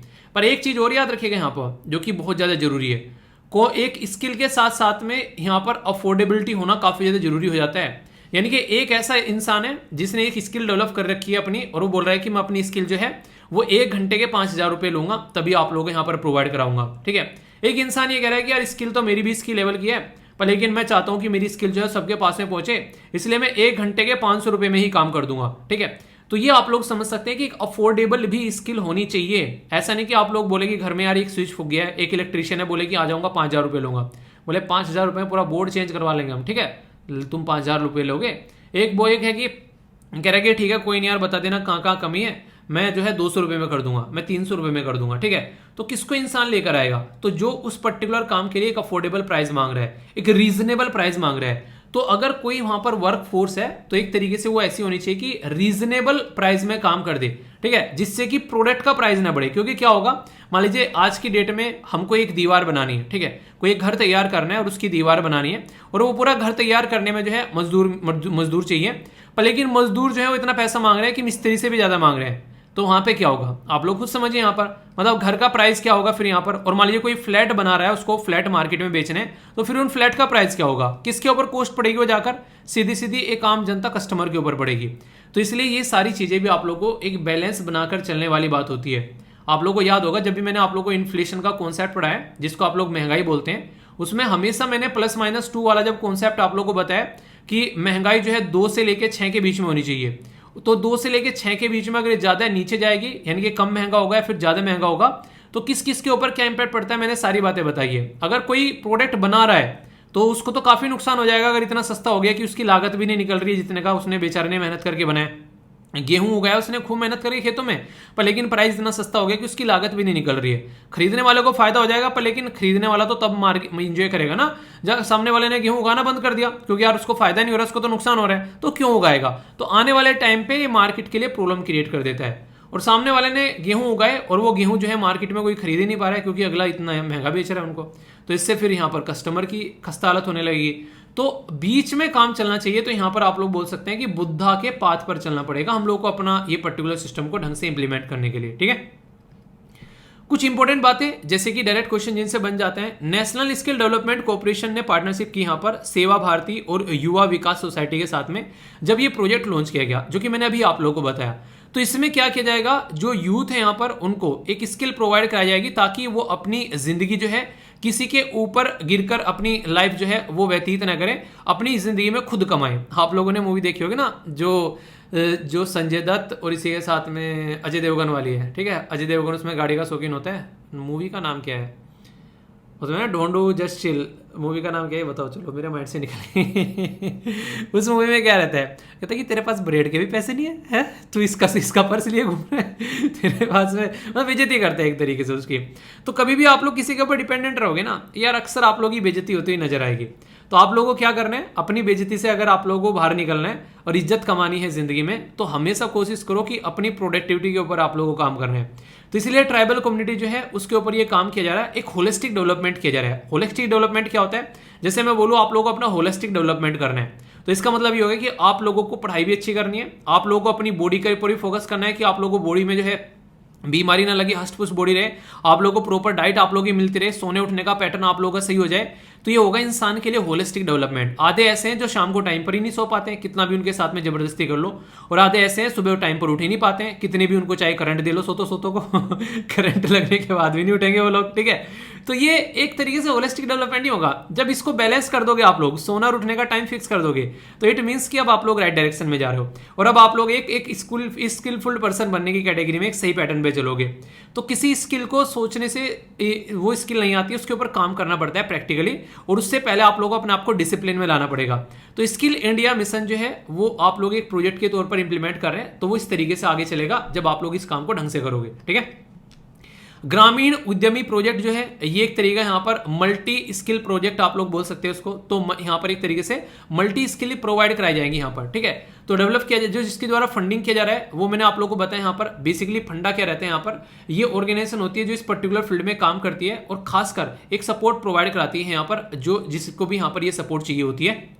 में मत आ जाना, नाम जरूर याद रखेगा, नेशनल स्किल डेवलपमेंट कॉर्पोरेशन यहाँ पर इसको बेसिकली बोलते हैं, ठीक है। तो इसके द्वारा यहाँ पर ये पैसा दिया जा रहा है, ये एक स्कीम कवर हो जा रही है आप लोग की, जहां से स्कीम्स के क्वेश्चन बनते हैं ना कई बार एग्जाम में। तो यहाँ पे बोल देंगे कि अभी रिसेंटली ग्रामीण उद्यमी जो प्रोजेक्ट है वो यहाँ पर कैसा प्रोजेक्ट है, एक सिंगल स्किल कोई प्रोवाइड करा रहे हैं या फिर मल्टी स्किल प्रोवाइड करा रहे हैं, कौन इसको फंड कर रहा है। लगभग एम है कि यहाँ पर 450 ट्राइबल स्टूडेंट जो है मध्य प्रदेश, झारखंड, ये इन राज्य में इनको तैयार किया जाएगा। प्रोजेक्ट जो है वो इंप्लीमेंट किया जा रहा है। ये अभी तो देखिए क्या होगा, एक स्टार्टिंग में प्रोजेक्ट लेते हैं, ठीक है, फिर उसको अलग अलग इंप्लीमेंट करते हैं। तो महाराष्ट्र, राजस्थान, छत्तीसगढ़, मध्य प्रदेश, झारखंड और गुजरात में आप लोगों को ये देखने को मिलेगा।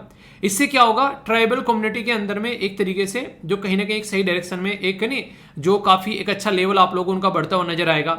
इसी के साथ में इंपावरमेंट होगा यहाँ पर ट्राइबल पॉपुलेशन का, क्योंकि आप लोग खुद सोचिए, आप लोगों के एरिया में अगर कोई बिजनेसमैन ऐसा है, कोई ऐसा इंसान जिसको आप लोग जानते हो, ठीक है, तो आप लोग उसके ऊपर थोड़ा ट्रस्ट कर लोगे। एक ऐसा इंसान जो बिल्कुल न्यू है, जिसको आप लोग जानते नहीं, वो कुछ बेच कर जाएगा, तो आप लोग बोलोगे यार पता चला फ्रॉड करके चला गया।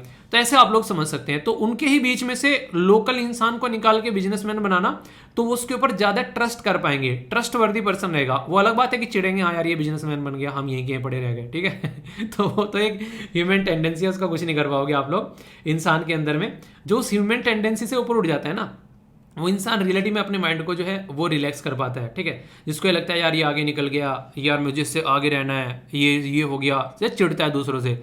कोई प्रोग्रेस कर रहा है तो उसकी प्रोग्रेस को एंजॉय करो, जब तक कि वो आप लोगों के ऊपर नेगेटिव इंपैक्ट ना रहे। नेगेटिव इंपैक्ट मतलब आप लोगों के बारे में, आप लोगों की इमेज खराब कर रहा है, कुछ गलत बोल रहा है, वो सारी चीजें। अगर वो ऐसा करने लगे तो फिर तो देखो सामने वाले को सबक सिखाना बनता है, ठीक है।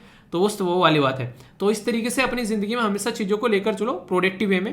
तो ऑब्जेक्टिव क्या है? इंक्रीज करना रूरल और लोकल इकोनॉमी को, इसी के साथ में इंप्लॉयमेंट जनरेट करना। ये ऑब्जेक्टिव लिखने के लिए पूछ ले आप लोगों से प्रोजेक्ट के बारे में, तो याद रखिएगा। रिड्यूस करना माइग्रेशन, ये बहुत इंपॉर्टेंट टॉपिक है। माइग्रेशन के चलते तो यहाँ पर एमजी नरेगा न्यूज में आ जाता है। वो एक ऐसा प्रोग्राम है जो कि हमारे देश में लॉन्च किया गया, जिसकी वजह से लोगों ने माइग्रेट करना बंद कर दिया। मैं आप लोगों को बता दूं, खासकर उन एरिया में जहां पर गन्ना बहुत ज्यादा उगाया जाता है, वहां पर अक्सर बाहर से लोग काम करने आते हैं। तो हमारे गांव में बहुत सारे लोग जो हैं वो काम करने आते थे, तो उसके चलते यहाँ पर ये बोला गया कि यार ये कैसे काम चलेगा, देखना पड़ेगा, क्योंकि अब बाहर से लोग काम करने आना बंद कर दिए। एक तो कोविड-19 ने खस्ता हालत कर दी, दूसरा यहाँ पर उनके लोकल एरिया में उनको जॉब मिल जाती है, क्यों इतनी दूर जाना है उनको अपना घर परिवार छोड़ के।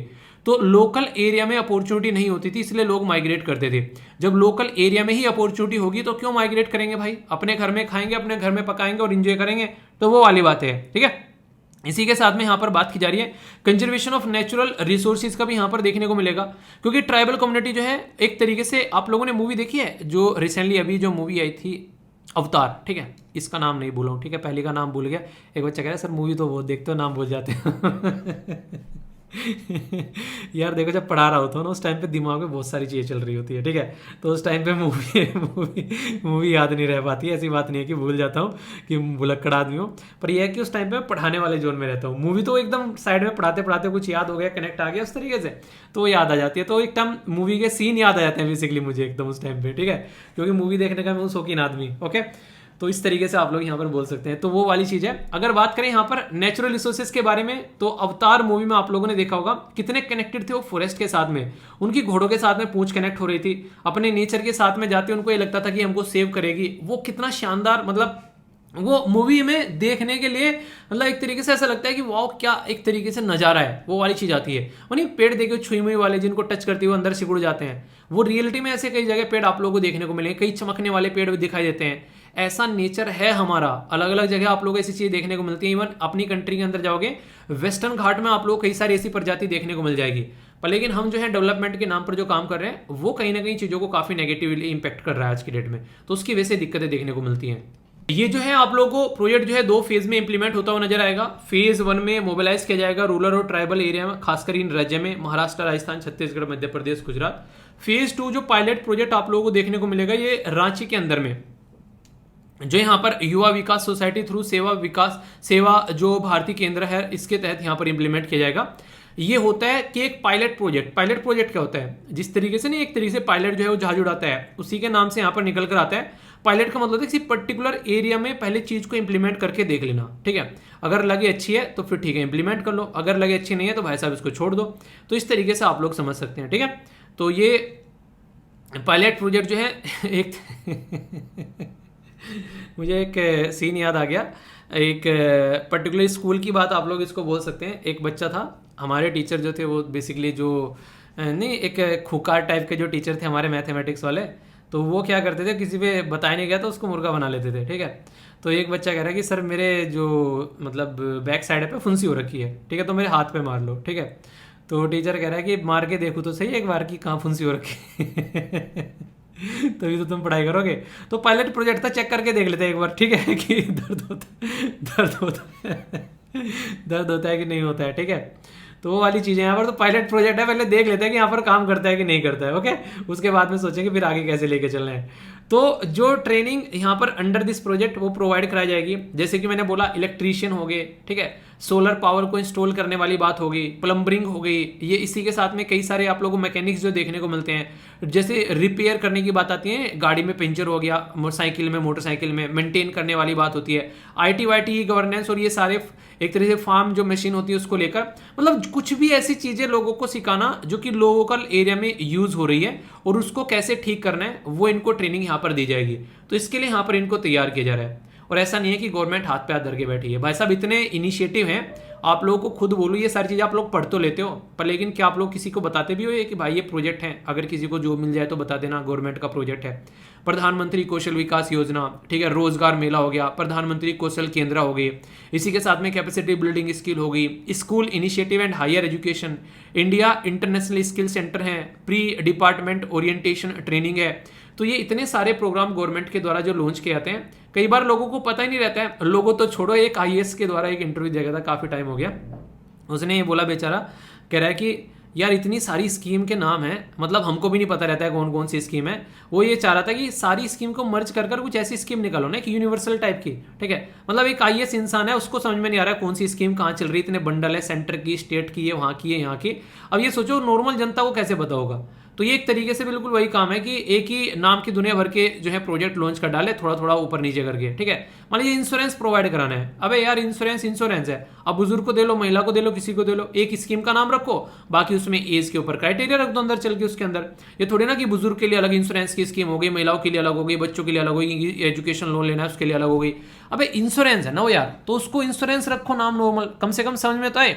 अब नाम भी ऐसे निकाल के लेके आते हैं कि जिसके सर न पैर, तो फिर आदमी जो है वैसे कंफ्यूज हो जाता है। अब एक गवर्नमेंट आई, उसने कुछ और नाम रखा, दूसरी बोली आथू हमको पसंद नहीं है, हम दूसरा नाम रखेंगे, ठीक है। अरे भाई हमने वोट दिए, गवर्नमेंट चेंज करिए, तुम सारी की सारी स्कीम चेंज करने बैठ गए। स्कीम में रियलिटी में बताऊँ, स्कीम में कोई चेंज नहीं होता है, जो चेंज होता है स्कीम के नाम में होता है, ठीक है। आगे बात करें तो नेशनल स्किल डेवलपमेंट को जो कॉर्पोरेशन है यहाँ पर, ये एक ऑर्गेनाइजेशन है। देखिए एक तो स्कीम के बारे में आप लोगों को बता दिया पूरा, ठीक है, कौन कौन सी स्कीम लॉन्च कर रखी है वो बता दी। अब एक ऑर्गेनाइजेशन के बारे में भी यहाँ पर आप लोगों के लिए कवर हो गया, जिसके ऊपर डायरेक्ट क्वेश्चन पूछ जाते हैं। तो ये नॉन प्रॉफिट पब्लिक लिमिटेड एक कंपनी है, जो कि 31 जुलाई 2008 में यहाँ पर लॉन्च की गई थी, कंपनी एक्ट 1956 के हिसाब से। आज की डेट में ये कंपनी एक्ट नहीं है, आज की डेट में लेटेस्ट कंपनी एक्ट है। वो कंपनी एक्ट कौन सा है उसका नाम आप लोग बताइए, ठीक है, क्योंकि ये पुरानी कंपनी एक्ट की बात यहाँ पर हो रही है। मिनिस्ट्री ऑफ फाइनेंस जो है उसके अंडर आप लोगों को देखने को मिलेगा, ठीक है, एनएसडीसी यानी कि नेशनल स्किल डेवलपमेंट काउंसिल। ये एक पब्लिक प्राइवेट पार्टनरशिप है, यानी कि इसमें क्या होता है, गवर्नमेंट भी काम करती है और यहाँ पर प्राइवेट वाले भी काम करते हैं। और मुझे यहाँ पर अभी भी याद आ रहा है, एक फ्रेंड था मेरा, मतलब फ्रेंड नहीं बोल सकते, मतलब गाँव का था। तो यहाँ पर गवर्नमेंट के द्वारा जो गाँव के बच्चे होते हैं उनको इंटरनेट सिखाने की एक स्कीम स्टार्ट की गई थी, तो वो इस प्रोजेक्ट में लगा था। तो उस प्रोजेक्ट में जो थे वो एक टेंडर निकाले जाते हैं, और जो टेंडर रहते हैं वो डीएम के हाथ में रहते हैं, ठीक है। तो जो उस एरिया का डीएम था वो थोड़ा सा एक तरीके से, नहीं ऐसा नहीं होता है कि अपने दोस्त को टेंडर पकड़ा देना, तो उसने अपने दोस्त को टेंडर पकड़ा दिया। तो जो दोस्त था, जो जिसका डीएम का जो टेंडर वहां पर इंप्लीमेंट कर रहा था बेसिकली, उसमें जो काम करने वाला था वो मेरे गाँव का मतलब एक लड़का था। तो उसने बोला कि यार इतनी बुरी कंडीशन है जिसकी कुछ हद नहीं है, ठीक है। यानी कि जो प्राइवेट वाले होते हैं ना वो पैसा खा के निकल लेते हैं, और जो गवर्नमेंट होती है वो तो एक अच्छी मनसा से स्कीम लेकर आती है। तो सबसे बुरी जो चीज होती है इंप्लीमेंटेशन के ऊपर में। आप लोगों ने काम तो कर दिया, स्कीम तो लॉन्च कर दी, पर ग्राउंड लेवल पर क्या वो पहुंच पा रही है, वो सबसे खतरनाक चीज होती है। तो गवर्नमेंट ऑफ इंडिया जो है वो मिनिस्ट्री ऑफ स्किल डेवलपमेंट और एंटरप्रेन्योरशिप के साथ में जो बेसिकली यहाँ पर इसके थ्रू यहाँ पर 49% जो नेशनल स्किल डेवलपमेंट जो कॉर्पोरेशन है यहाँ पर, इसका इसमें बेसिकली शेयर है, और प्राइवेट का 51% है। तो इसका मतलब पावरफुल कौन हो गया, पावरफुल हो गया प्राइवेट। डिसीजन मेकिंग कैपेबिलिटी किसके साथ में होगी प्राइवेट के हाथ में। क्यों?